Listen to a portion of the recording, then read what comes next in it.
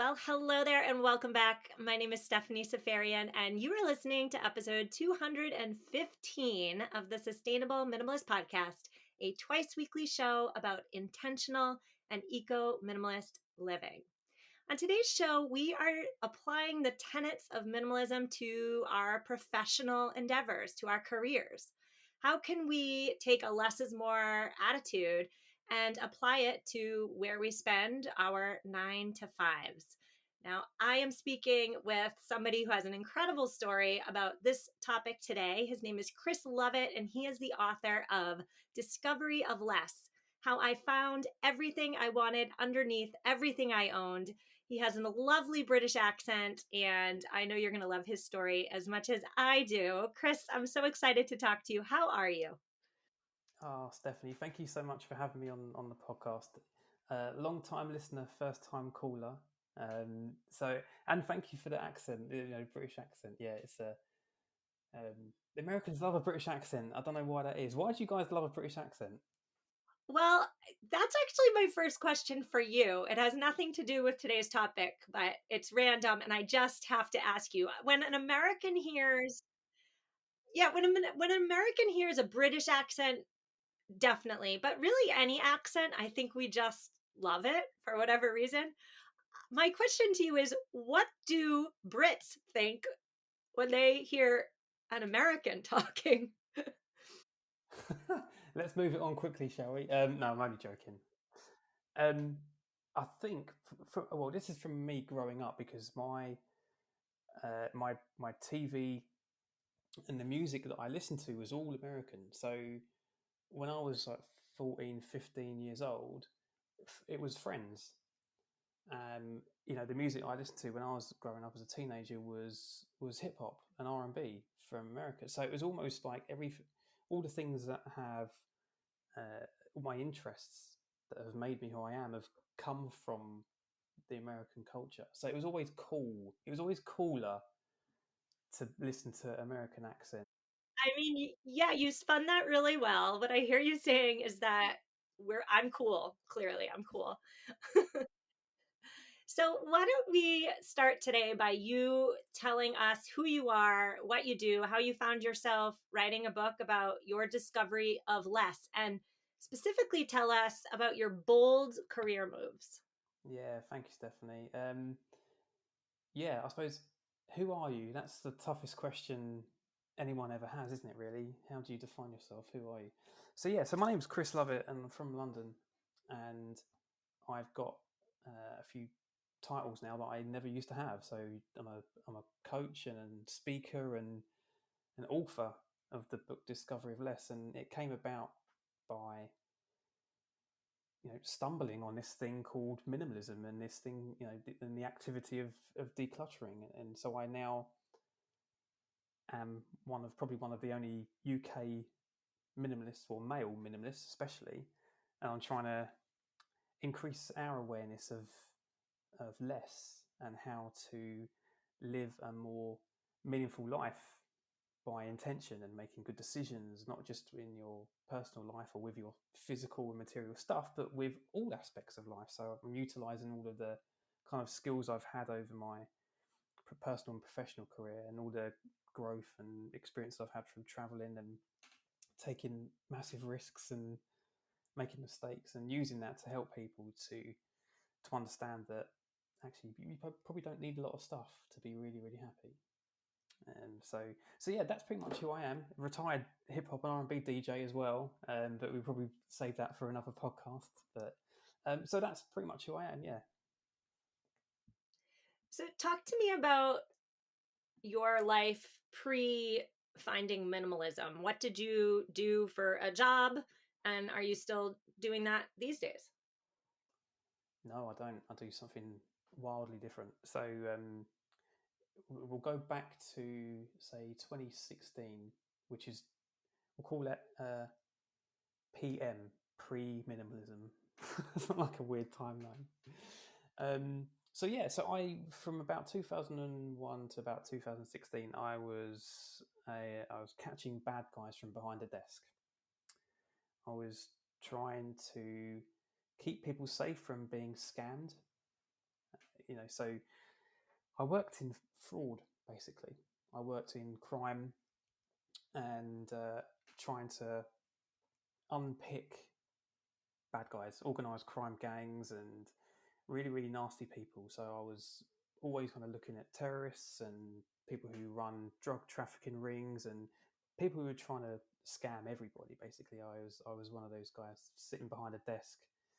Think 24, Jack Bauer, CTU, right? Without the terrorism part, I'm one of them analysts picking up the phone, going, "Oh, this is this and this," and linking all these people to. So that's basically what I did, and I got to a certain point in my career where I was then leading a big team across multiple sites in the UK, and I'd thought, "Oh, I've made it.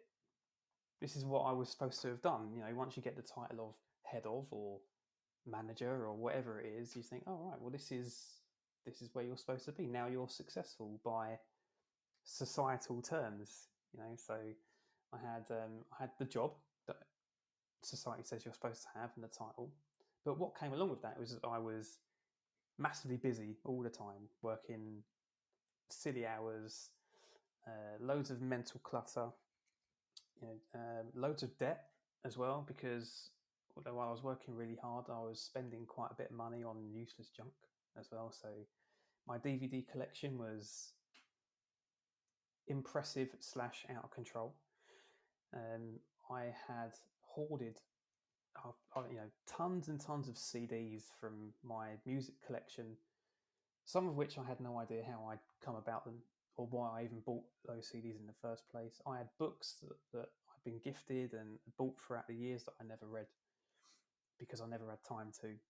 Loads of furniture. Yeah, everything was in my little flat that I had in South London, stored away. So every single drawer, every single nook and cranny was filled with stuff. The wires that we keep just in case to all the electronics that we buy that no longer work. The instruction manuals to the fridge and the washing machine that you've never used. So all of these things were just around and almost made my life really, really comfortable. I was just slap bang in the middle of a comfort zone. So before I took the massive jump of decluttering and moving away from all of that, it was a life of consumption. I was just consumed by my work, by my self-limiting thoughts, and by loads and loads of stuff. So I often hear when I interview fellow minimalists that they feel as though because they work hard in their careers, they feel as though they've earned or they deserve rewards, and rewards often come in 2021 in the accumulation of stuff. Did you have those thoughts and feelings as well? Like you worked really hard, so you felt like you needed to reward yourself by buying things with your paycheck. Oh, 100%. Yeah, 100%, right? Because okay, and this is what my mindset was like, is like, how do you show that you are doing well in life? It's with the accumulation of stuff, and with the title as well. So how could I portray my success in society? Well, it's just getting a car and getting the latest iPhone and getting all of the tech and gadgets and stuff that propelled you apparently to a higher status in society. That's how we were brought up, and that's what advertisers always have told us, that you're not anything unless you have those trainers. And so I totally bought into all of it, and even my Converse collection was just as ridiculous as my DVD collection. I had every shade under the sun, and hardly wore any of them. And so yeah, that was almost a bit like my social status was with things and busyness as well. And what I found over the last few years is that I hear more and more people say how busy they are, and what that basically is saying, that I'm so important, I'm so in demand, I'm so needed, that I'm just so busy. And yeah, and maybe we really are, with stuff to do and things to do. But actually, underneath all of that is, why do we like to proclaim ourselves to be super busy? And, are we just saying, well, actually, if I tell Stephanie that I'm super busy, What I'm really saying is that I'm really important and you need to take notice. So yeah, so all of that stuff was just going around in my head and in my living space, around up until about 2016. Yeah. So I've mentioned on this podcast before that I had a light bulb moment that really changed me from my figurative life of living in the dark and led me towards a less is more lifestyle. Talk to me about your light bulb moment. When did you look at your Converse collection and your CD collection and DVD collection with a critical eye? How did that happen? Yeah, great question. It is the light bulb moment, isn't it? And mine happened a bit weirdly actually. So I didn't really know what I was doing. So there's a kind of a couple. Let's just call it this big room that has a couple of light bulbs in it, and we switched them on at different times. And so the first one was about February 2017, I think it was, when I was sitting in my living room. My partner had gone to work, and it was a weekend. My partner had gone to work, and I'd just woken up, and I thought, right, time to start planning the traveling trip. And so this is in the book as well, but it was all about what I need to do to be prepared to go traveling. You need a load of money. You can't just take a year out without any money. Didn't have any of that because I was in debt. We spent it all on useless junk, and that's all right. I just spent it all on useless junk. And what I chose to do is I chose to sort out all of my music because it was one of those little picky jobs that was just going to get done one day. I was like, right, what I'm going to do, I'm going to sort out all of my CDs and all of my downloaded music, and I'm going to stick it onto my iPad, and I'll take my iPad traveling, and I'll have 13,000 songs I can listen to, and 200 films I can watch on planes and buses and things like that. So as I started getting my CDs out off this shelf, they all cluttered everywhere, and I then I did the downloads. I hurt my foot because I stepped on one of the CDs, cracked the cases.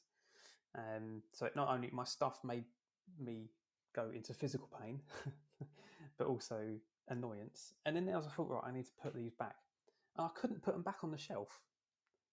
So I must have arranged them weirdly that they all fit. And there were a few just sitting on the floor. And I was like, oh, I can't have them sitting on the floor. I've got to try and get them on the shelf somehow.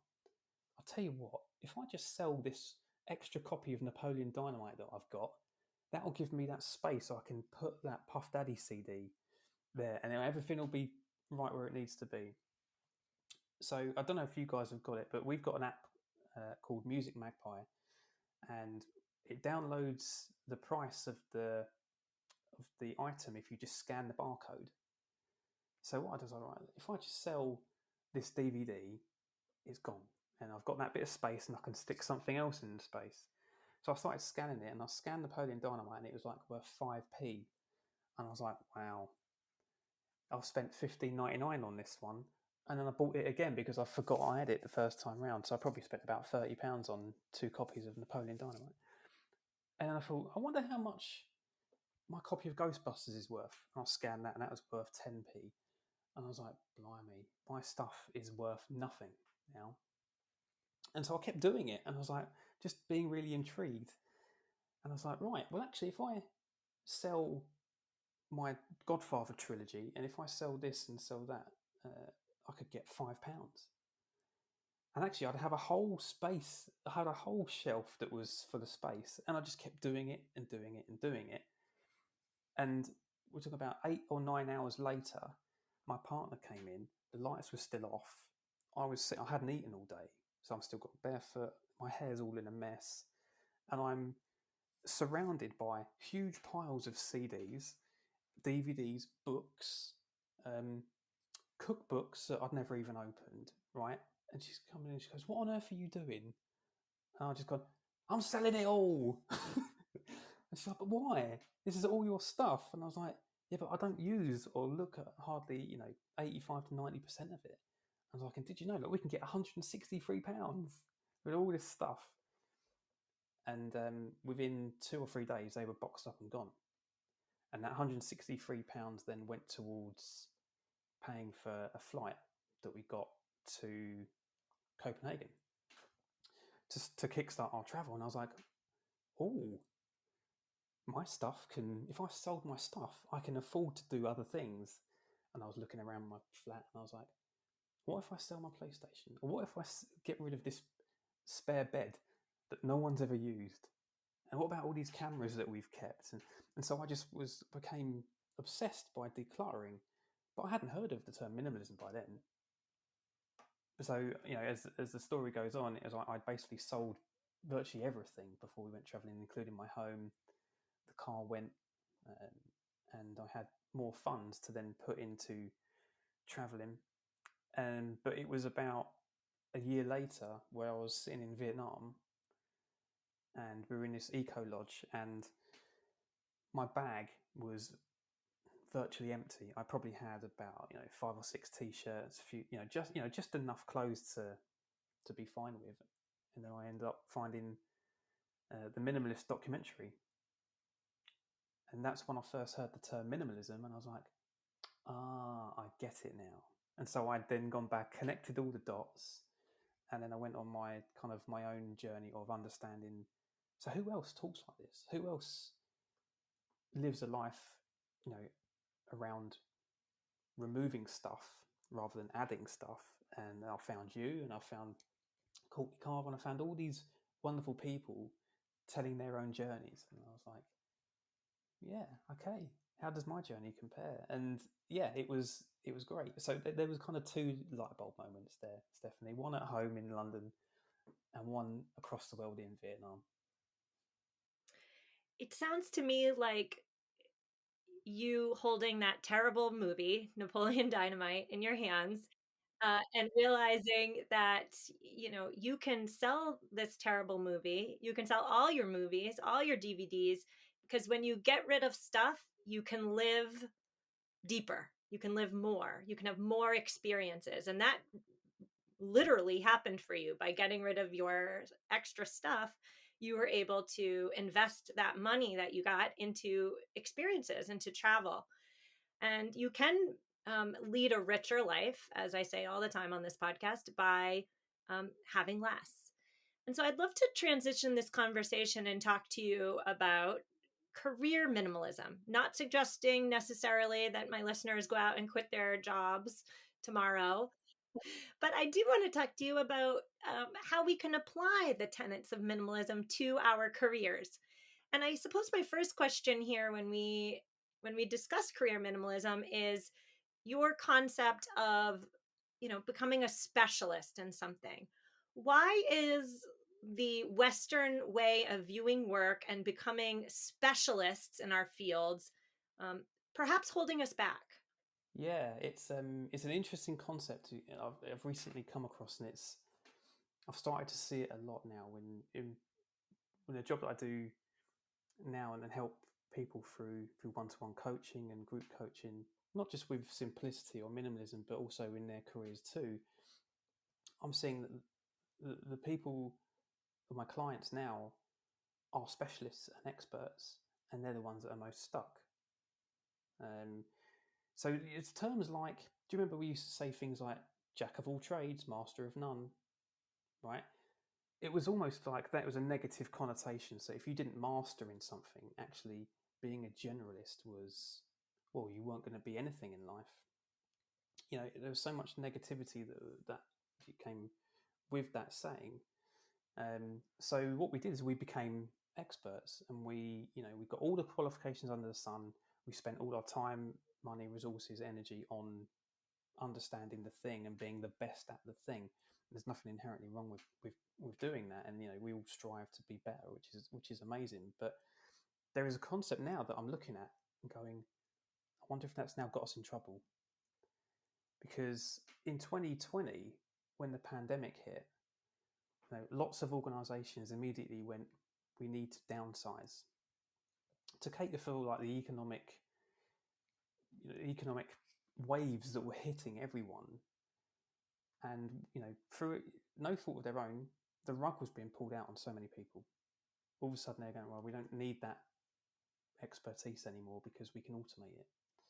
And this year, what I'm finding is that people are being more proactive now. They're going, I don't want to be caught up because I've seen what's happened to my friends and my family. I don't want to be left like feeling like that. So people are now being proactive and going, I need to diversify what my skill set is going to be because the world changes, right? So, we need to be a little bit more adaptable. So what we've done in the past, what we thought was really good, is that we specialised and we became the expert. So when we started a new job, again, think back, Stephanie, to when we first started our first jobs or first ventured into running our own businesses, we had this thing called the beginner's mindset. We didn't really know what we were doing.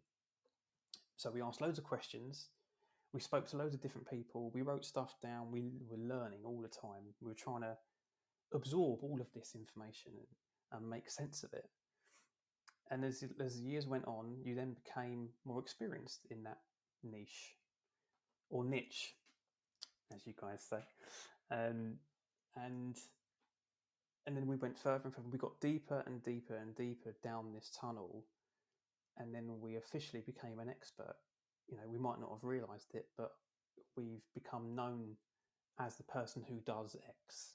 Go to Stephanie because she's the one who knows about such.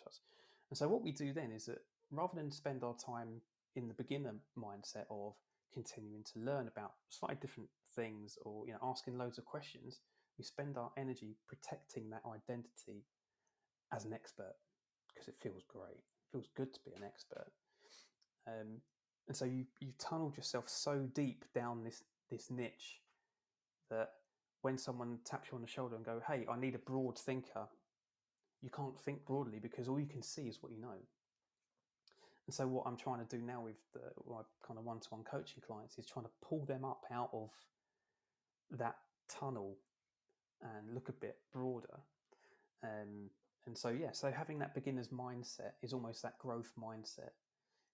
Is what is the art of the possible? What do I need to learn? Where are my gaps? Until we realise that, we could get stuck doing the same thing over and over and over and over again, because in the past that rewarded us. You mentioned about saying about stuff that rewarded us, that loyalty to that identity of being the expert. It rewarded us. So why would we ever need to change? But the world's changing now, and we need to be a little bit more adaptable to learning new things. So I'm helping a lot of people at the moment and pulling them out of their tunnel and having a more greater view of what's going on the horizon. So that's how that expert title or specialists can really get us into trouble. Yeah. I mean, on one hand, if you are a specialist or an expert in a field that lights you up and is aligned with your soul's purpose, that's one thing. But I believe, and I've found in my own professional life prior to having this podcast and writing my book, is that a lot of us go down a path or a tunnel that's not aligned with our purpose. And we have a voice perhaps in the back of our head saying, this isn't quite right. But if you look at this specialist question figuratively, the longer you go down a path towards specialism or expert level knowledge, the harder, the longer it is to retreat and back up. And so I guess that brings me to my next question, which would be, what tips do you have for people listening right now who are working too hard, are spending too much because they think they need that reward, who want to, take a step back from the Western way of work till you die, work until you exhaust yourself. What tips do you have for them? Yeah, it's another difficult one, Stephanie, because that's what we've been brought up to believe is the best way. My parents, I think my dad left school at 15 straight into a trade, and he changed jobs once, and he's now 71. And so his view was that you worked in one area until you retired, and then you can rest. So you can imagine, Stephanie, what what my parents are like when I keep coming home every 2 years going, no, I've changed jobs again. They go, why are you doing that? You're just making it worse. And I'm like, no, you don't understand. I'm diversifying. I'm doing lots of different things, getting more fulfillment. And so it doesn't compute to my mum and dad. But yeah, some tips is some really kind of introspective stuff that you could potentially do, and have a look at practical things like the meetings that you go to. You know, why do we need to be at every single meeting we're invited to? Again, there's an underlying thing there about being needing to know everything, needing to be ahead of the game. We can't know it all. It's impossible, and it'd be really boring if we knew. You know, if you watched every film, read every book, you'd be like, well, what do I do now? So knowing it all is impossible. And so it's almost moving from that FOMO to JOMO. And with all those meetings, do they always need to be an hour? Do they always need to be 2 hours, etc.? I'm sure if you run a meeting for 45 minutes, we'd be able to get the job done.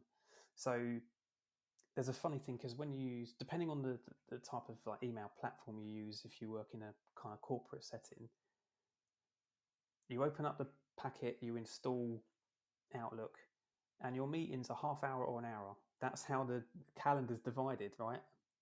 Even with Google, the calendar's divided by hours. And so we almost go, right, we're going to fill that hour with stuff to do and stuff to talk about. And so, you know, just be a little bit more flexible and go, well, let's see if we can do it in 20 minutes. Let's see if we can do it in 40.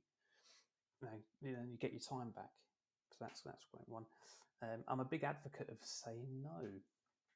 So, you know, getting better at how to say no to people is a skill now that people are going to be looking at and going, well, how do I defend my time a bit more? Or, as I like to call Stephanie, how do I not get into yes debt? Do you like that one? I like it. Yes, debt. It's a good one. That's a new one. Yeah. Well, I'm sorry. I just wanted to say that your answer there really reminds me of the main point of Essentialism, the book. I'm not sure if you've read it, but it's that we all have a set or a finite amount of time and energy and resources, right? So it's, when we're talking about career minimalism, it's really about, are we spending that finite amount of time and energy on the right stuff? Like, what can we say no to, and what can we say yes to? Because those tasks, the tasks that we're choosing to say yes to, are like, we're the only person to do it. Does that make sense? Like, we should be saying yes to the tasks that are best suited for our skills, and not just saying yes to all the meetings and all the fluff because we're invited to it. Is that what you're saying there? Yeah, basically, yeah. It's almost like, so picture your home. You know, once you go through that phase of decluttering, you're getting rid of the stuff that doesn't add value. It's almost replicating that in a work environment and going, where can I trim here? Where can I trim the fat? And, you know, if left, I mean, I'm sure your listeners have, you know, probably got hundreds of emails. Do you remember, you know, we used to go on holiday, and then you come back from holiday, and the first thing you do is you complain to your coworker, oh, I've got 500 emails to work through.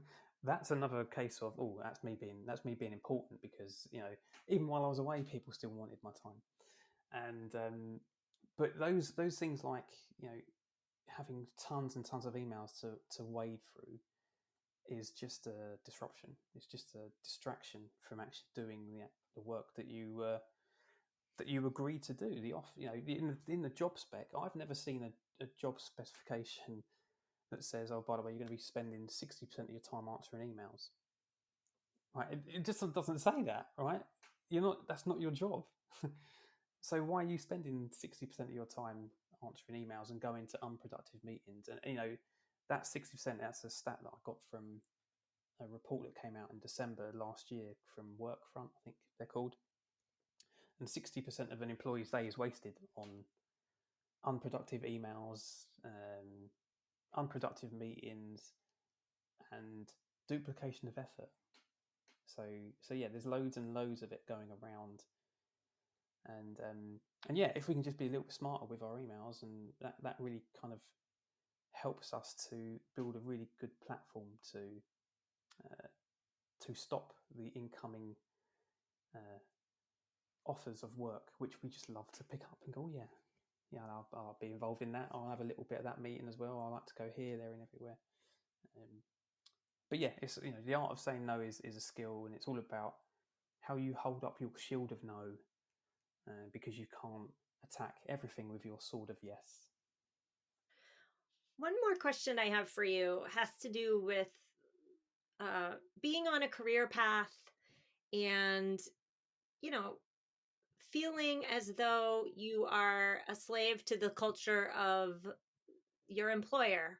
I'm thinking about my husband here. He is on a career path. He enjoys his career.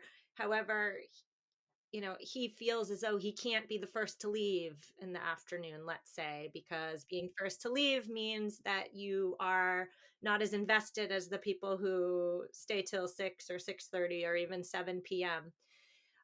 And he doesn't want to be the first or the last in the morning either, for the same reasons. He doesn't want to take all his sick days, because taking all your sick days makes you perhaps seem lazy or whatever.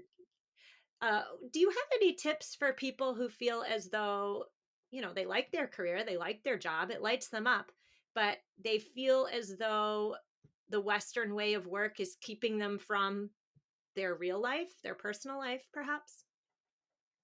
Yeah, and I think this is probably where we start to differ in regards to our the American way and the more European way is. Um, I've got friends in America who sound exactly like that, exactly like your husband, and that's a cultural thing. And culture is groups of people, right? Groups of people in specific pockets of an organization, and so it sounds to me that they're assumptions.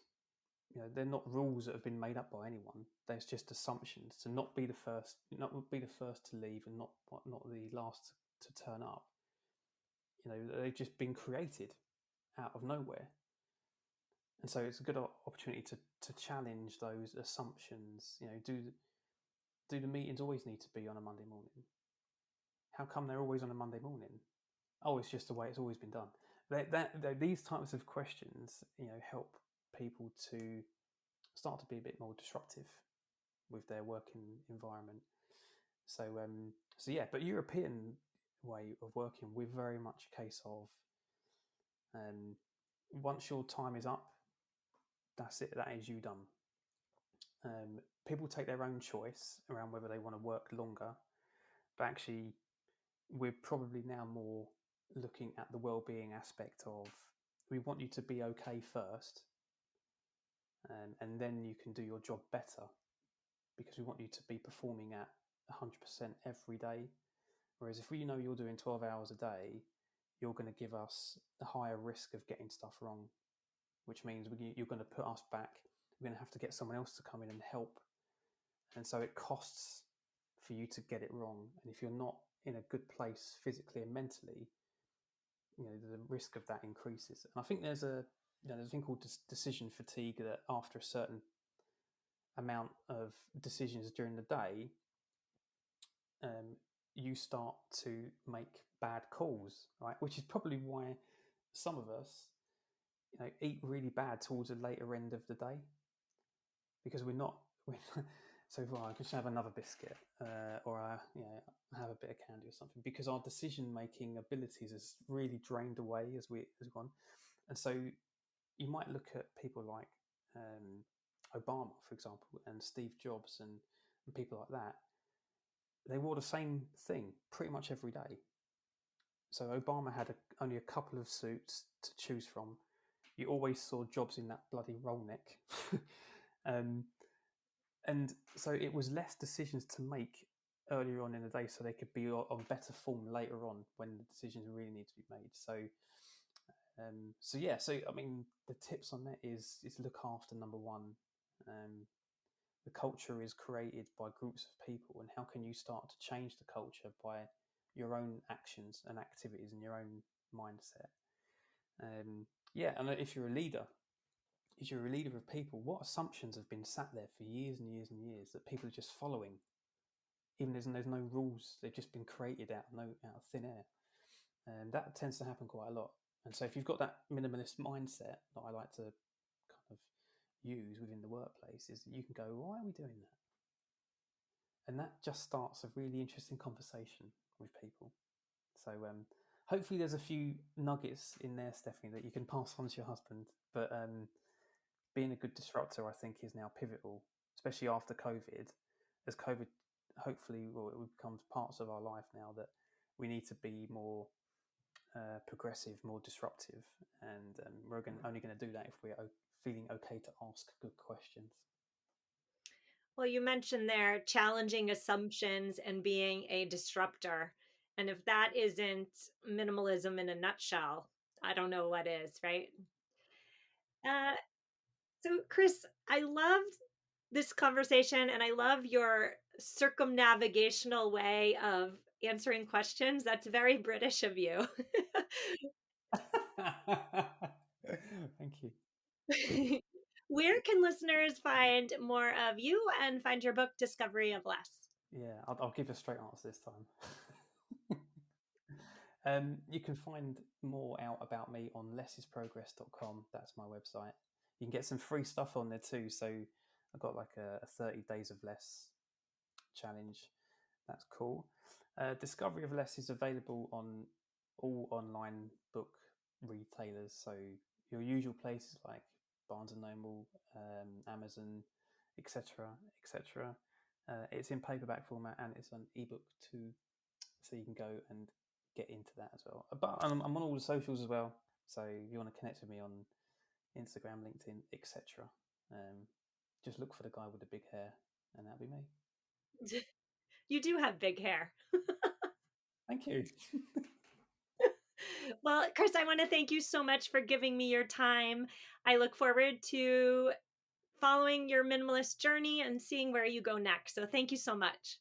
Oh, likewise, Stephanie. It's a joy to connect and create with you. So best of luck with everything, and I'll see you soon.